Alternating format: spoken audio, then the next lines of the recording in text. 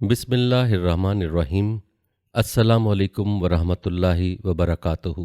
جنت و جہنم اللہ تعالیٰ کی مخلوقات میں سے ایک مخلوق ہیں جنہیں اللہ تعالیٰ نے دنیا میں کیے گئے اعمال کے نتائج میں جزا و سزا کے لیے پیدا کیا ہے۔ نیک لوگوں کے لیے جنت کو ٹھکانہ بنایا اور برے لوگوں کے لیے جہنم کو بنایا۔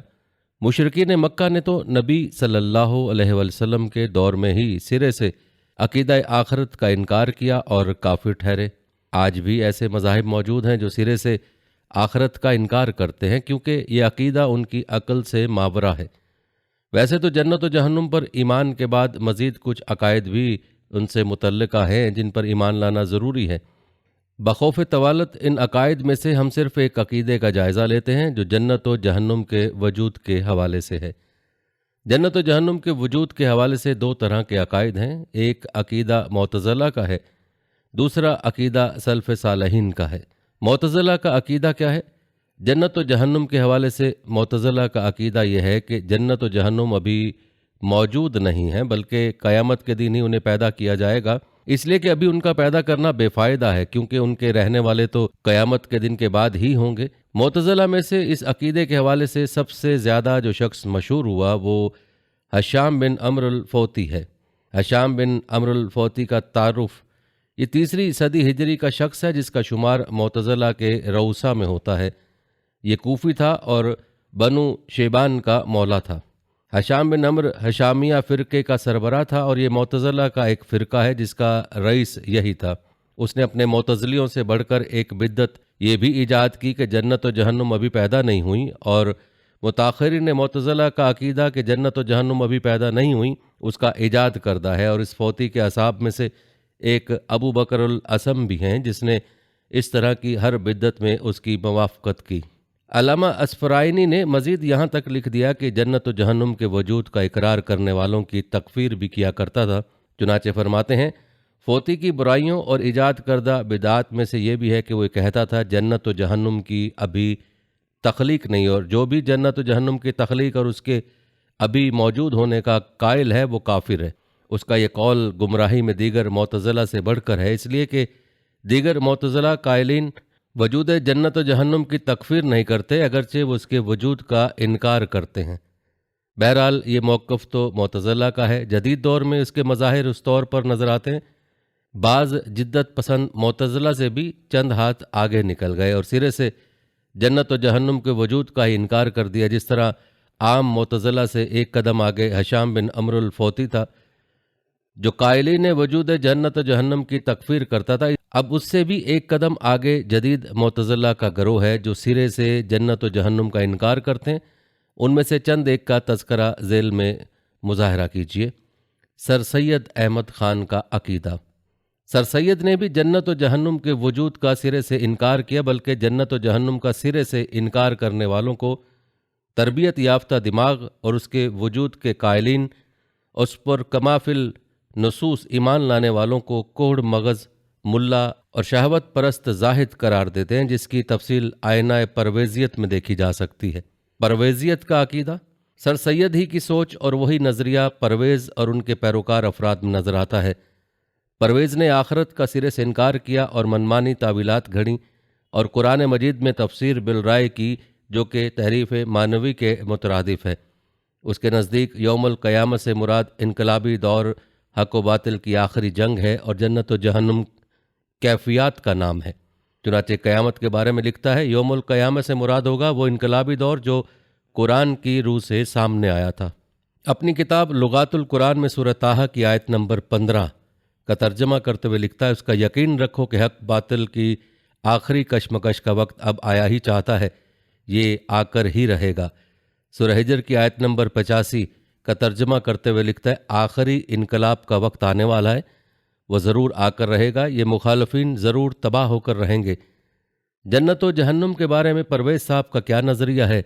اس حوالے سے ایک جگہ اپنے باطل نظریے کا اظہار کرتے ہوئے پرویز لکھتا ہے، مرنے کے بعد کی جنت اور جہنم مقامات نہیں ہیں، انسانی ذات کی کیفیات ہیں جن کی حقیقت ہم آج سمجھ نہیں سکتے۔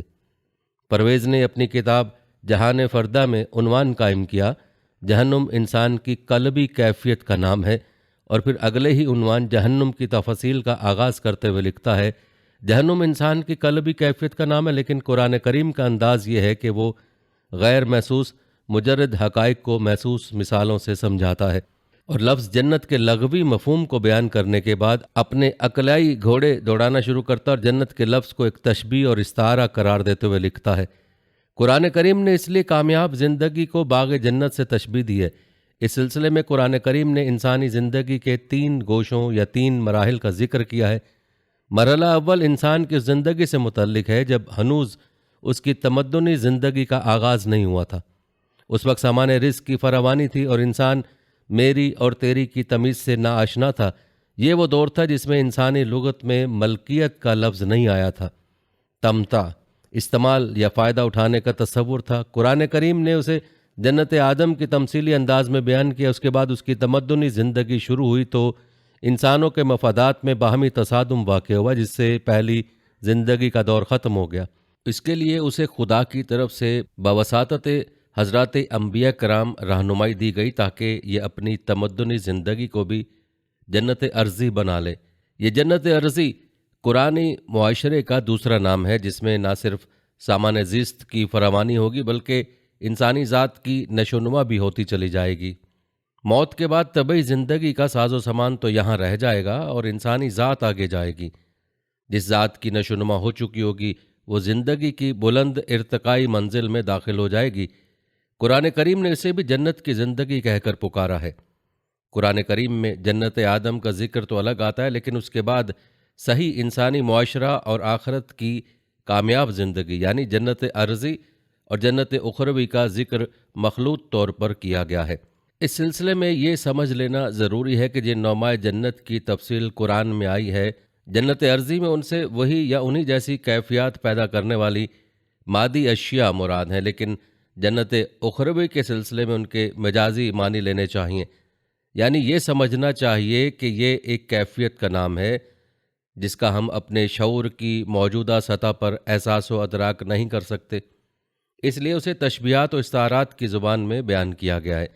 وہ زندگی اس دنیا کسی مادی زندگی نہیں ہوگی، اس لیے اس سے متعلق تفاصیل کو مادی پیکروں میں نہیں دیکھنا چاہیے، انہی کیفیات سمجھنا چاہیے۔ جہنم کی طرح اخروی جنت بھی کسی مقام کا نام نہیں، کیفیت کا نام ہے۔ مذکورہ والا طویل اقتباس سے پرویز کی کئی ایک نظریات واضح ہوتے ہیں۔ جنت محض ایک تمثیل ہے اور یہ ایک کیفیت کا نام ہے۔ آدم علیہ السلام جس جنت میں تھے اور اخروی جنت دونوں علیحدہ چیزیں ہیں، اور یہ کوئی جگہ نہیں بلکہ کیفیات ہیں۔ اس اقتباس میں یہ بھی واضح ہے کہ پرویز صاحب ارتقائی نظریے کے بھی حامل تھے۔ پرویز صاحب اپنی کتاب نظام ربوبیت میں لکھتے ہیں، جنت کی آسائشیں اور زیبائشیں، وہاں کی فراوانیاں اور خوشحالیاں اس دنیا کی زندگی میں حاصل ہو جاتی ہیں۔ مرنے کے بعد کی جنت کے سلسلے میں ان کا بیان تمثیلی ہے۔ وہاں کی آسائشوں کی حقیقت کیا ہوگی اسے ہم انسانی شعور کی موجودہ سطح پر نہیں سمجھ سکتے، نہ ہی یہ چیز اس وقت ہمارے زیر نظر ہے۔ اس وقت ہم صرف اتنا کہنا چاہتے ہیں کہ قرآن کی روح سے جنتی زندگی آسائشوں اور خوشحالیوں کی زندگی ہے، اور اس دنیا میں بھی حاصل ہو سکتی ہے اور اگلی دنیا میں بھی، گویا کہ دنیا میں بھی یہ کیفیت حاصل ہو سکتی ہے۔ بہرحال معتزلہ کی فکر و سوچ کے لوگ اب بھی موجود ہیں جنہوں نے شرعی نصوص پر عقلائیت کو فوقیت دے رکھی ہے۔ اب آئیے جانتے ہیں کہ ان باطل نظریات کے مد مقابل سلف صالحین کا موقف کیا ہے۔ جنت و جہنم کی تخلیق کے حوالے سے سلف صالحین کا موقف ہے، جنت و جہنم کی تخلیق ہو چکی ہے اور یہ اب موجود ہیں، البتہ اس کی تخلیق میں مزید اضافہ بھی ہوتا جائے گا۔ قرآن مجید سے دلائل۔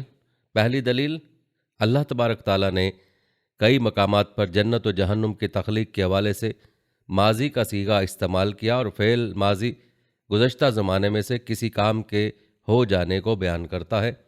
جہنم کے حوالے سے فرمایا سورہ بقرہ میں، اگر تم یہ قرآن جیسی صورت کا چیلنج پورا نہ کر سکے اور ہرگز تم نہیں کر سکتے تو پھر جہنم کی آگ سے ڈرو جس کا ایندھن لوگ اور پتھر ہیں، جو کہ کفار کے لیے تیار کی گئی ہے۔ ایک اور مقام پر فرمایا آل عمران میں، اس آگ سے ڈرو جو کفار کے لیے تیار کی گئی ہے۔ جہنم یقیناً ایک گھات ہے جو سرکشوں کا ٹھکانہ ہے۔ جنت کے حوالے سے فرمایا آل عمران میں، اور اپنے پروردگار کی بخشش اور اس جنت کی طرف دوڑ کر چلو جس کا عرض آسمانوں اور زمین کے برابر ہے، وہ ان متقین لوگوں کے لیے تیار کی گئی ہے۔ ایک مقام پر فرمایا الحدید میں، تم اپنے پروردگار کی مغفرت اور اس جنت کو حاصل کرنے کے لیے ایک دوسرے سے آگے نکل جاؤ جس کی وسعت آسمان اور زمین کے عرض کے برابر ہے۔ وہ ان لوگوں کے لیے تیار کی گئی ہے جو اللہ پر اور اس کے رسول پر ایمان لائے۔ دوسری دلیل، نبی صلی اللہ علیہ وسلم کے واقع معراج کا تذکرہ قرآن نے بیان کیا اور جنت کے وجود کا بھی اثبات کیا۔ سورہ نجم میں اور ایک مرتبہ اور بھی اس نبی صلی اللہ علیہ وسلم نے اس جبریل کو سدرۃ المنتہا کے پاس دیکھا جس کے پاس یہی جنت الماوا ہے۔ تیسری دلیل، فرعونیوں کو قبر میں دیے جانے والے عذاب کا تذکرہ کرتے ہوئے قرآن کہتا ہے سورہ المومن میں، وہ صبح و شام آگ پر پیش کیے جاتے ہیں۔ قرآن مجید کی ان تمام آیات اور اس مفہوم کی بکثرت آیات سے جنت و جہنم کے وجود کا اثبات ہوتا ہے، اور ان آیات کو اپنی عقل سے سمجھنے کی بجائے پیغمبر صلی اللہ علیہ وسلم کی احادیث کی روشنی میں اور سلف صالحین کے فہم کے مطابق سمجھنا چاہیے۔ اور اگر کوئی شخص اس اساس کو چھوڑ دے اور اپنی عقل کے گھوڑے دوڑائے گا، یقیناً یہ عقلائیت اسے بڑا جری بنا دے گی اور وہ مسلمہ عقائد کو بوجھ سمجھنے لگے گا۔ بہرحال قرآن مجید سے اس اہم عقیدے کے اثبات کے بعد اب آئیے پیغمبر صلی اللہ علیہ وسلم کی حدیث کی طرف رجوع کرتے ہیں۔ اللہ کے رسول صلی اللہ علیہ وسلم کی زبان سے جاری شدہ فرامین بھی اس حقیقت کو کھول کھول کر بیان کرتے ہیں۔ احادیث سے دلائل ہیں، واضح رہے قرآن مجید کی طرح احادیث رسول صلی اللہ علیہ وسلم کی حیثیت بھی تشریعی ہے۔ جن لوگوں نے صرف قرآن کافی ہے کا نعرہ لگایا، در حقیقت وہ ہوس پرست لوگ ہیں، اور قرآن کافی ہے کا نعرہ صرف دعوے کی حد تک ہے اور حقیقت سے کوسوں دور ہے۔ اس آڑ میں صرف اپنی عقلائیت کو فروغ دے رہے ہیں اور مسلمانوں کے کئی ایک مسلمہ عقائد ان کی تشکیکات سے محفوظ نہ رہ پائے۔ نبی صلی اللہ علیہ وسلم کی حدیث کی حیثیت تشریح ہے، خواہ عقائد ہوں یا فروعات فقیہ۔ اسی حیثیت کو تسلیم کرتے ہوئے ہم اپنے مدعے کو پیغمبر صلی اللہ علیہ وسلم کی حدیث سے بھی ثابت کرتے ہیں۔ سیدہ عائشہ رضی اللہ عنہا سے مروی ہے کہ رسول اللہ صلی اللہ علیہ وسلم کو انصار کے ایک بچے کا جنازہ پڑھانے کے لیے کہا گیا تو میں نے عرض کیا، یا رسول اللہ صلی اللہ علیہ وسلم، اے اللہ کے رسول، اس جنت کی چڑیوں میں سے چڑیا کے لیے خوشی ہو، اس نے نہ کوئی گناہ کیا اور نہ ہی گناہ کرنے کے زمانے تک پہنچا۔ آپ صلی اللہ علیہ وسلم نے فرمایا، اے عائشہ، اس کے علاوہ بھی کچھ ہوگا۔ بے شک اللہ تعالیٰ نے بعض لوگوں کو جنت کا اہل بنایا اور انہیں پیدا ہی جنت کے لیے کیا ہے، اس حال میں کہ وہ اپنے آباء و اجداد کی پشتوں میں تھے، اور بعض کو جہنم کا اہل بنایا اور انہیں پیدا ہی جہنم کے لیے کیا جبکہ وہ ابھی اپنے آباء و اجداد کی پشتوں میں تھے۔ سیدنا ابو ہریرہ رضی اللہ تعالیٰ عنہ فرماتے ہیں کہ ہم نبی صلی اللہ علیہ وسلم کے پاس بیٹھے ہوئے تھے تو آپ صلی اللہ علیہ وسلم نے فرمایا کہ میں نے خواب میں اپنے آپ کو جنت میں دیکھا تو وہاں ایک عورت ایک محل کی جانب وضو کرتی ہوئی ملی۔ میں نے پوچھا، یہ محل کس کا ہے؟ فرشتوں نے جواب دیا کہ سیدنا عمر بن خطاب رضی اللہ تعالیٰ عنہ کا۔ مجھے عمر کی غیرت کا خیال آیا تو میں فوراً واپس آ گیا۔ یہ سن کر سیدنا عمر رضی اللہ تعالیٰ عنہ رونے لگے اور کہنے لگے، اللہ کے رسول صلی اللہ علیہ وسلم، بھلا میں آپ پر غیرت کر سکتا ہوں؟ سیدنا برا بن عازب رضی اللہ تعالیٰ عنہ فرماتے ہیں، جب ابراہیم بن رسول اللہ صلی اللہ علیہ وسلم کا انتقال ہوا تو رسول اللہ صلی اللہ علیہ وسلم نے ان کی نماز جنازہ پڑھائی اور فرمایا، جنت میں اس کو دودھ پلانے والی ہے۔ سیدنا مقدام بن مادی کرب رضی اللہ تعالیٰ عنہ بیان کرتے ہیں کہ رسول اللہ صلی اللہ علیہ وسلم نے فرمایا، اللہ تعالیٰ کے ہاں شہید کے لیے 6 انعامات ہیں۔ نمبر 1، خون کا پہلا قطرہ گرتے ہی اس کی بخشش ہو جاتی ہے۔ نمبر 2، جنت میں اپنا ٹھکانہ دیکھ لیتا ہے۔ نمبر 3، عذاب قبر سے محفوظ اور قیامت کے دن کی بھیانک وحشت سے محفوظ کر دیا جاتا ہے۔ نمبر 4، اس کے سر پر ایسے یاقوت سے جڑا ہوا وقار کا تاج رکھا جاتا ہے جو دنیا اور جو کچھ اس میں ہے سے بہتر ہے۔ نمبر 5، اس کی بڑی آنکھوں والی 72 حوروں سے شادی کر دی جاتی ہے۔ نمبر 6، 70 رشتہ داروں کے معاملے میں اس کی سفارش قبول کی جاتی ہے۔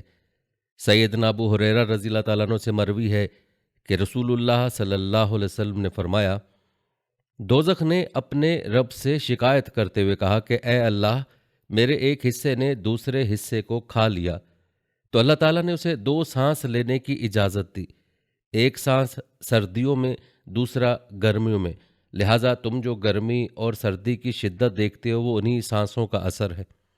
سیدنا ابو ہریرہ رضی اللہ تعالیٰ عنہ فرماتے ہیں، ہم رسول اللہ صلی اللہ علیہ وسلم کے ساتھ تھے کہ ایک گڑگڑاہٹ کی آواز سنائی دی، تو نبی صلی اللہ علیہ وآلہ وسلم نے فرمایا، تم جانتے ہو کہ یہ کیا ہے؟ ابو ہریرہ رضی اللہ تعالیٰ عنہ کہتے ہیں کہ ہم نے کہا، اللہ اور اس کا رسول صلی اللہ علیہ وسلم ہی زیادہ جانتے ہیں۔ آپ صلی اللہ علیہ وآلہ وسلم نے فرمایا، یہ ایک پتھر ہے جو کہ 70 سال پہلے دوزخ میں پھینکا گیا تھا، اور وہ لگاتار دوزخ میں گر رہا تھا یہاں تک کہ وہ پتھر اب جہنم کی گہرائی تک پہنچا ہے۔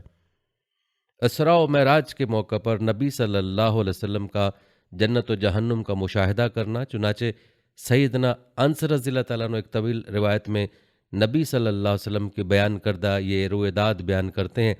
اسی حدیث میں نبی صلی اللہ علیہ وسلم نے جنت کی سیر کا یوں تذکرہ کیا، پھر جبرائیل چلے یہاں تک کہ مجھے سدرۃ المنتہا تک پہنچایا گیا، اور اس پر بہت سے رنگ چھا رہے تھے، میں نہ سمجھا کہ یہ کیا ہیں۔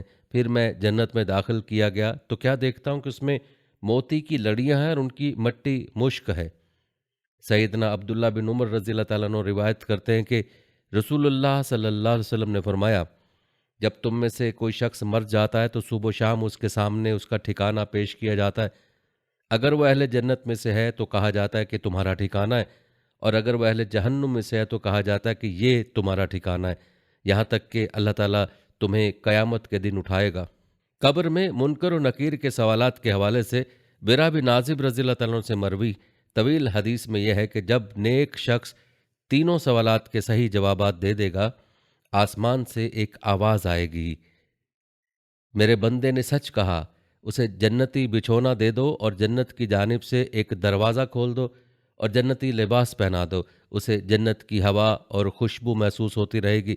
اور کافر سے بھی یہی سوالات کیے جائیں گے اور وہ ان سوالات کے جواب نہ دے پائے گا تو آسمان سے آواز آئے گی، اس نے جھوٹ بولا، اسے جہنمی بچھونا دے دو، جہنمی لباس پہنا دو اور جہنم کی جانب سے ایک دروازہ کھول دو، اسے جہنم کی گرمی اور شدت محسوس ہوتی رہے گی۔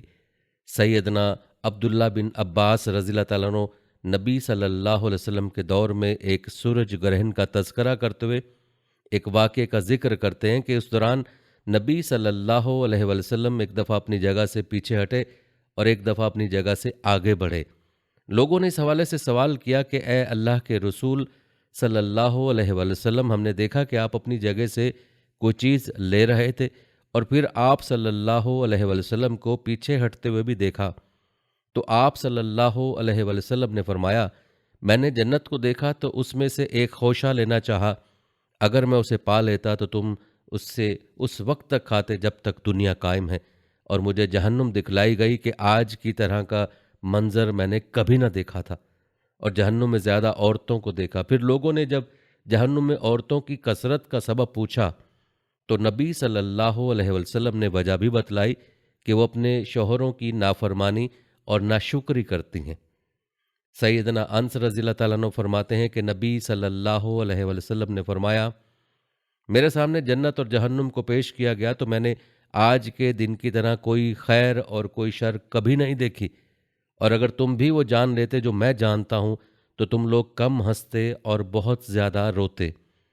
حدیث کے الفاظ ہیں کہ پھر صحابہ کرام یہ سنتے ہی اپنے سروں کو جھکا کر رونا شروع ہو گئے۔ مومن کی روح جنت کے درختوں پر پرواز کرتی رہے گی یہاں تک کہ اللہ تعالیٰ اس کو قیامت کے دن اس کے جسم کی طرف بھیج دے گا۔ شہداء کی روح سبز پرندوں کے اندر ہیں جو جنت کے پھلوں یا درختوں سے کھاتی پھرتی ہیں۔ اس روایت سے روح کا جنت میں قیامت کے دن سے پہلے ہی داخل ہونا ثابت ہو جاتا ہے، جس سے یہ اعتراض باطل ہو جاتا ہے کہ ابھی اس کی تخلیق ابس ہے۔ بہرحال یہ تمام احادیث اس مفہوم کو بالکل وضاحت کے ساتھ بیان کرتی ہیں کہ جنت و جہنم کا بھی وجود ہے، اس میں کسی قسم کی تمثیلی کیفیت نہیں بلکہ حقیقت ہے، لہذا جنت پیدا ہو چکی ہے اور اس کا بھی وجود ہے۔ البتہ سلف صالحین کا یہ بھی موقف ہے کہ اس کی تخلیق میں مزید اضافہ ہوتا رہے گا، بلکہ جنتیوں کے جنت میں داخل ہو جانے کے بعد بھی اس کی نعمتوں میں اللہ تعالیٰ اضافے فرماتا رہے گا، جیسا کہ سبحان اللہ کہنے سے اللہ تعالیٰ ایک درخت جنت میں لگا دیتا ہے۔ سلف صالحین کے اقوال، جنت و جہنم کی تخلیق اور موجود ہونے کے حوالے سے ذیل میں ہم سلف میں چند ایک کے اقوال بھی پیش کر دیتے ہیں تاکہ سلف صالحین اور فرق باطلہ کے مابین فرق مزید واضح ہو جائے۔ امام بخاری رحمہ اللہ نے جنت کی تخلیق کے حوالے سے باب قائم کیا اور اس کے تحت متعدد آیات اور 17 کے قریب احادیث لائے جن سے اس مسئلے کو ثابت کیا، اور جہنم کے بارے میں بھی علیحدہ سے باب قائم کیا، باب صفۃ النار، اور اس باب کے تحت متعدد آیات اور 10 کے قریب احادیث پیش کی۔ اس حوالے سے علامہ حبت اللہ الکائی رحم اللہ اصول الاعتقاد میں جنت و جہنم کی تخلیق سے متعلق احادیث پیش کرتے ہوئے جو عنوان سجاتے ہیں وہ یہ ہے: نبی صلی اللہ علیہ وسلم سے مروی احادیث کا بیان اس بارے میں کہ جنت و جہنم مخلوق ہیں۔ جنت و جہنم مخلوق ہیں، اس کی شرح میں علامہ ابن العز الحنفی رحم اللہ نے اس موقف کے بارے میں کہا ہے کہ اس پر سلف کا اتفاق ہے۔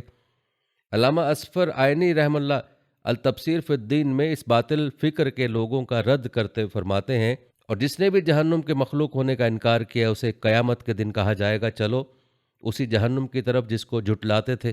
امام ابو نعیم الاصبہانی رحم اللہ کی مستقل کتاب صفۃ الجنہ ہے جس میں انہوں نے جنت کی مخلوق ہونے کے حوالے سے تبویب قائم کی۔ امام بہقی رحم اللہ نے اپنی کتاب البعث النشور میں جنت کے ابھی پیدا اور موجود ہونے کے حوالے سے ابواب قائم کیے۔ حافظ ابن حجر رحم اللہ صحیح بخاری کے باب ما جاء فی صفۃ الجنہ و نہا مخلوقہ کی شرح کے تحت فرماتے ہیں یعنی ابھی موجود ہے، اور اس تبویب میں معتزلہ کا رد ہے۔ یہی بات علامہ عینی رحم اللہ اسی باب کی شرح کے تحت فرماتے ہیں کہ جنت ابھی موجود ہے اور اس تبویب میں معتزلہ کا رد ہے۔ علامہ قسطلانی رحم اللہ نے بھی اسی باب کی شرح کے تحت یہ فرمایا کہ جنت ابھی موجود ہے۔ امام ابو داؤد رحم اللہ اپنی سنن میں باب قائم کرتے ہیں، باب فی خلق الجنہ والنار، باب ہے جنت و جہنم کی تخلیق کے بارے میں۔ امام دارمی رحم اللہ اپنی سنن میں باب قائم کرتے ہیں، جنت اور اہل جنت کے اوصاف کے بارے میں باب، اور اس بارے میں جو کچھ اللہ تعالیٰ نے صالحین کے لیے تیار کر رکھا ہے۔ امام ابن ابی شیبہ رحم اللہ اپنی مصنف میں باب قائم کرتے ہیں، جو کچھ مذکور ہے جنت کے بارے میں اور جو کچھ اس میں اللہ تعالیٰ سے اہل جنت کے لیے تیار کر رکھا ہے، اسی مفہوم کا باب جہنم کے لیے بھی قائم کیا۔ جو کچھ مذکور ہے جہنم کے لیے، جہنم میں اہل جہنم میں جو عذاب تیار کر رکھا ہے اور اس جہنم کی شدت کا بیان ہے اس باب میں۔ بہرحال سلف صالحین کا موقف جنت و جہنم کے حوالے سے یہی ہے کہ یہ مخلوق کو موجود ہیں۔ اس لحاظ سے قدیم معتزلہ کے مخالف یہ موقف ہے، اور جدید معتزلہ سر سید پرویز وغیرہ جنہوں نے سرے سے انکار کر کے قرآنی آیات کی منمانی تعویل کر کے مجازی مراد لیا، یہ موقف بھی سلف صالحین کے برخلاف ہے اور قدیم معتزلہ کے موقف سے بھی بدتر ہے، کیونکہ ائمہ سلف میں سے یہ معنی یا کوئی بھی ایسا معنی جو حقیقی معنی کے بجائے مجاز پر محمول کیا جائے ایسا ثابت نہیں۔ لہٰذا دعا ہے کہ اللہ تعالیٰ عقیدہ بالآخرہ کے سمجھنے اور سلف صالحین کے فہم کے مطابق اس پر کاربند رہنے اور نئی تشقیقات اور باطل افکار سے محفوظ رکھے، آمین۔ شریعت اسلامیہ کا عطا کردہ یہ عقیدہ ابس نہیں بلکہ اس کے کئی ایک فوائد ہیں جنہیں شریعت نے ملحوظ رکھا ہے، لیکن اس کا یہ معنی بھی نہیں کہ شریعت نے یہ بس ترغیب و ترتیب کے لیے رکھی ہیں اور حقیقت سے ان کا کوئی تعلق نہیں۔ اگر کوئی اس قسم کی تعبیر کرتا ہے تو یہ ایک بہت بڑا افتراء اور شریعت اسلامیہ کی تنقیض ہے، گویا کہ ان کے زوم باطل کا نتیجہ یہ نکلے گا کہ یہ دین جھوٹے وعدے اور تسلیاں دیتا ہے۔ لہٰذا اس قسم کے باطل افکار سے خود کو بچا کر سلف صالحین والے عقیدے کو یہ اپنانا چاہیے کہ جنت و جہنم مخلوق ہے اور پیدا ہو چکی ہے اور ابھی موجود ہے، اور یہ کوئی تمثیلی چیزیں نہیں بلکہ یہ حقیقت ہیں جن پر کامل یقین کے ساتھ ایمان لانا ضروری ہے، اور یہ صحیح ایمان ہی دنیا کی فراوانیوں سے دور کر کے حقیقی مقصد کی طرف توجہ بڑھاتا ہے۔ اور عقیدہ بالآخرہ کے مقاصد میں سے یہ بھی حکمت ہے کہ اللہ تبارک تعالیٰ جنت و جہنم کو ترغیب و ترتیب کے لیے بنایا ہے۔ جنت کی تخلیق میں حکمت، جنت کی تخلیق میں کئی ایک حکمتیں اور مقاصد پوشیدہ ہیں۔ جہاں جنت اس لیے ہے کہ اس کے ذریعے نیکوکار لوگوں کو ان کی محنتوں اور جہود کا اچھا سلسلہ ملے، وہیں اس کے حوالے کامل ایمان سے انسان میں نیکیوں کا شوق بڑھتا ہے اور انسان سبیل مستقیم پر گامزن ہوتا ہے، اور یہ جنت کی حکمتوں میں سے اہم ترین حکمت ہے۔ یہی وجہ ہے کہ قرآن و حدیث میں بیش بہا نصوص نیکیوں کی ترغیب دلاتے ہوئے بطور تشویق جنت اور اس کی نعمتوں کا تذکرہ کیا گیا۔ اللہ تعالیٰ فرماتا ہے سورہ آل عمران میں، اور اپنے پروردگار کی بخشش اور اس جنت کی طرف دوڑ کر چلو جس کا عرض آسمانوں اور زمین کے برابر ہے، وہ متقین لوگوں کے لیے تیار کی گئی ہیں۔ رسول اللہ صلی اللہ علیہ وسلم نے فرمایا جنت میں ایک لاٹھی کے برابر جگہ دنیا اور جو کچھ اس دنیا میں ہے اس سے بہتر ہے۔ جہنم کی تخلیق حکمت، جس طرح اسبات جنت کا عقیدہ ابس نہیں، اسی طرح جہنم بھی کافر اور گناہگار لوگوں کے لیے عذاب کی جگہ بھی ہے، اور اس پر کامل ایمان میں ایک اہم ترین حکمت جو پنہاں ہے وہ یہی ہے کہ اس کے ذریعے سے کافر اور گنہگار لوگوں کو ڈرایا گیا تاکہ وہ اس کے عذاب اور گناہوں کے حوالے سے مذکور وعیدوں سے ڈر کر گناہوں کی دلدل سے باہر آئیں اور دنیا میں نیکیوں سے مشغول ہو کر اپنی اخروی زندگی کو بھی سنوار لیں۔ یہی وجہ ہے کہ قرآن مجید نے حکم دیا ہے سورہ التحریم میں، اے ایمان والو اپنے آپ کو اور اپنے گھر والوں کو اس آگ سے بچاؤ جس کا ایندھن آدمی اور پتھر ہیں، اس پر تندخو اور سخت گیر فرشتے مقرر ہیں۔ اللہ انہیں جو حکم دے وہ اس کی نافرمانی نہیں کرتے اور وہی کچھ کرتے ہیں جو انہیں حکم دیا جاتا ہے۔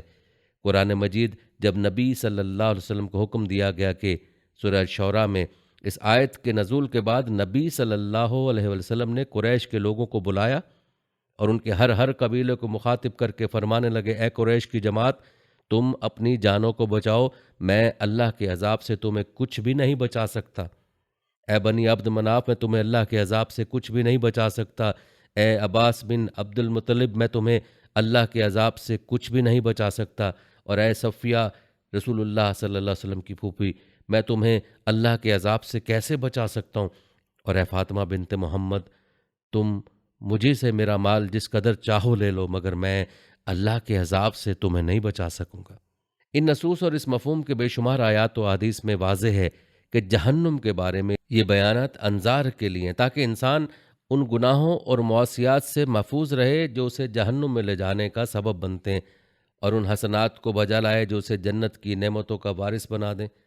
دعا ہے کہ اللہ تعالیٰ جہنم کا خوف کامل طور پر ہمارے دلوں میں ڈال دے اور اس کے عذاب سے ہمیں محفوظ رکھے، اور جنت کا شوق کامل طور پر ہمارے دلوں میں ڈال دے اور جنت کی نعمتوں کا مستحق بنا دے۔ آمین ثم آمین یا رب العالمین۔